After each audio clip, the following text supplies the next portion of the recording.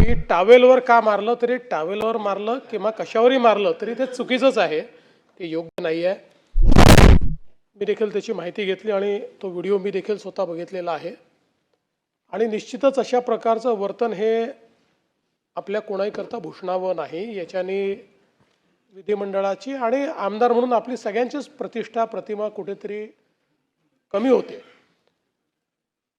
तिथनं माहिती अशी आली की काय आमदार निवासातल्या सोयी नीट नव्हत्या, भाजीला वास होता वगैरे, या सगळ्या गोष्टीची तक्रार करता येते, त्याच्यावर कारवाई केली पाहिजे. तो एक वेगळा मुद्दा आहे. त्याच्यावर मी आपल्याला विनंती करेन की आपण स्वतः लक्ष घालावं. आमदार निवासात जर काही अनियमितता असेल, तिथे काही घाण असेल, काही समजा चुकीच्या प्रकारच्या गोष्टी वापरल्या जात असतील तर स्वतंत्रपणे त्याची कारवाई झाली पाहिजे. पण अशा परिस्थितीमध्ये मारहाण करणं, लोकप्रतिनिधींनी मारहाण करणं आणि त्याच्या अशा प्रकारचे व्हिडिओ येणं, यातनं आपल्या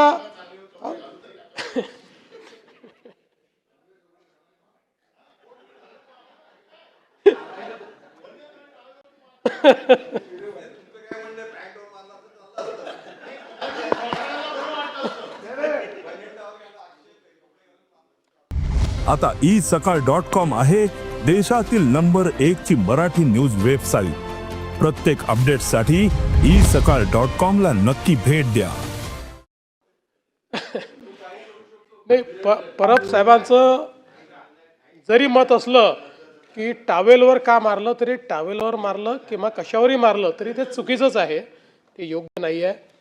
आणि यातनं यातनं यातनं सगळ्या आमदारांबद्दल लोकांमध्ये भावना चुकीची जाते. आपण कुठेतरी सत्तेचा गैरवापर करतो किंवा आपण सगळे आमदार म्हणून आपलं कंडक्ट योग्य नाही, अशा प्रकारचं लोकांमध्ये या संदर्भातली भावना जाते.